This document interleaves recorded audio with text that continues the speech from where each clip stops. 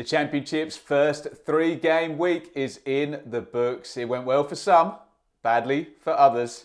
Here are my hot takes. 1. What a week.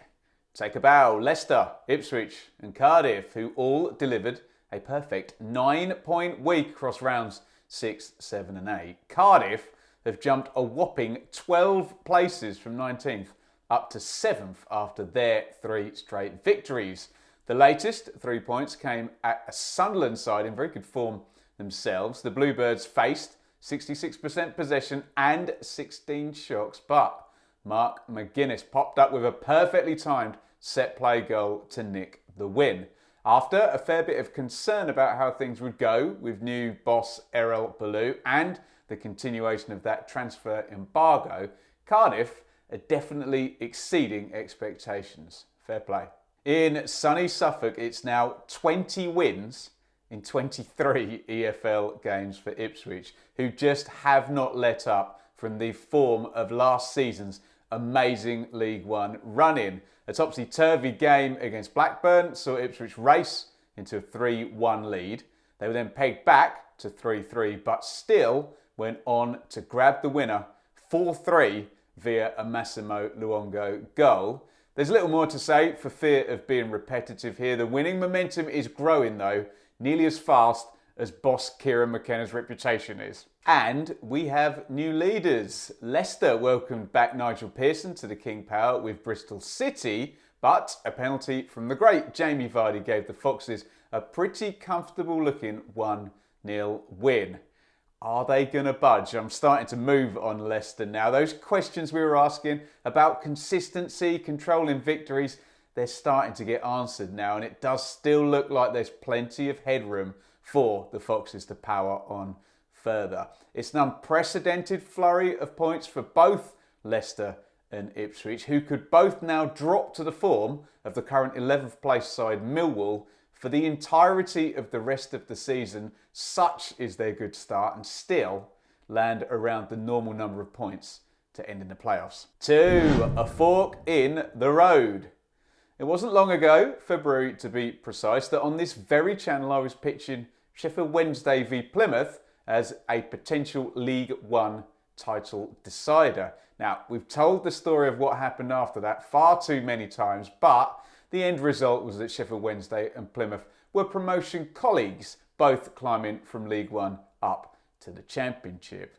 If there was a fork in the road between the two since February, then this weekend in the Championship made that particular fork in the road look wider than it has ever been. Sheffield Wednesday were rolled over 3-0 at Swansea to go 8 games without a win and lurch to the bottom of the table. Meanwhile, Plymouth absolutely savaged Norwich 6-2 at Home Park to slip back into the top half of the table. Same old with Plymouth. Excellent manager nails his tactics. Imperious home form continues. Ruthless finishing on show. And Morgan Whittaker joins Ozan Tufan of Hull in the Championship hat-trick club for the 23-24 season so far.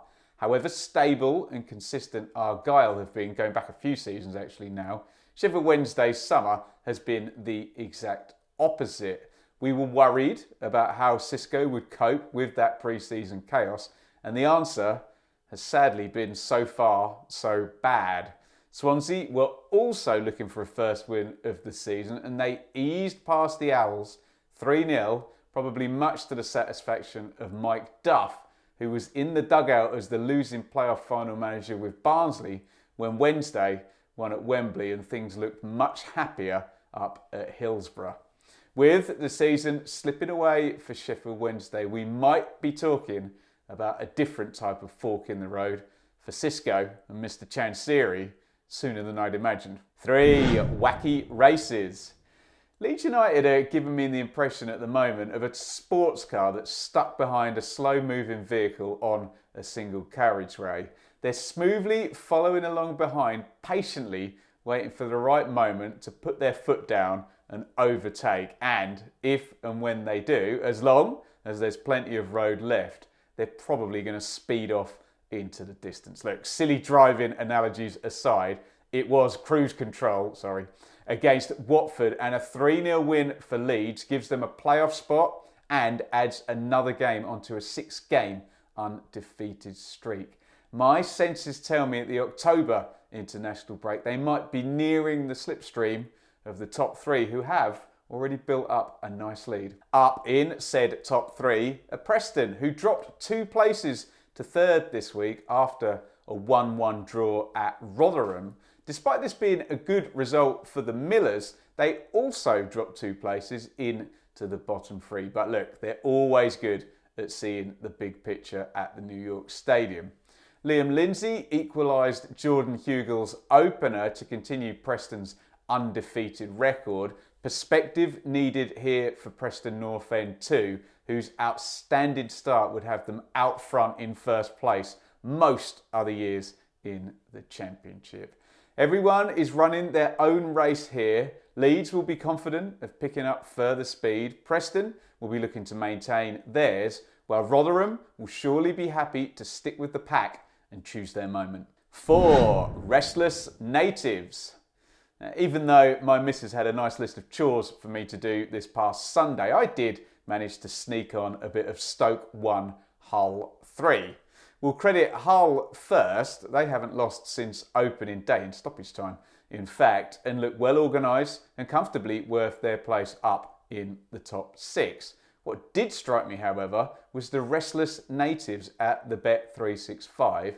Maybe it was that 2 goals went in one after the other, but that second Hull goal was greeted with a chorus of boos. I get that Stoke fans are probably a bit perplexed from their long-term underachievement down in the Championship, but this feels so disappointing, doesn't it, after that early season optimism following what looked a really positive summer transfer window. And when I say perplexed, look, maybe that should be saved for the Southampton fans, as they had to witness the only 0-point week in the Championship as their losing streak stretched to 4 straight games.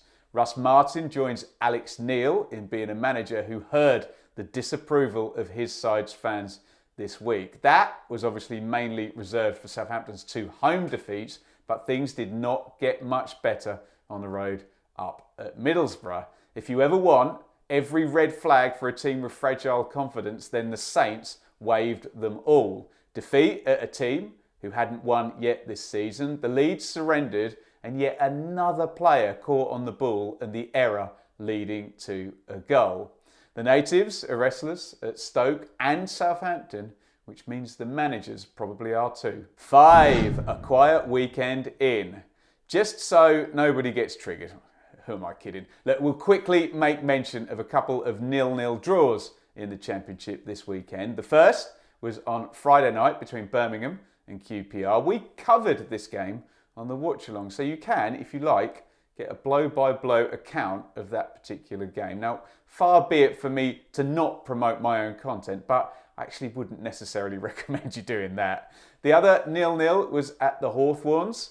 West Brom seemed to have the statistical advantage, but Zian Fleming did miss a penalty in the first half for Millwall, rendering both sets of fans probably frustrated at how this game played out. Finally, at time of recording, Coventry and Huddersfield haven't played yet. They play tonight in Darren Moore's first game in charge of the Terriers away at the CBS. So, those two have also had a quiet weekend that will hopefully come alive in the noisiest way possible in front of the Sky TV cameras. There you have it then, the latest set of Championship hot takes. As always, let me know what you think of mine, or better still, contribute your own down there in the comments. It was a bit of fun and games over the weekend. We've been kept waiting by the delayed release of the Bristol City away kit, but the wait is over. So click here to see the return of Shaylee to the channel as we pick through all 24 Championship away kits for our annual shirt ranking.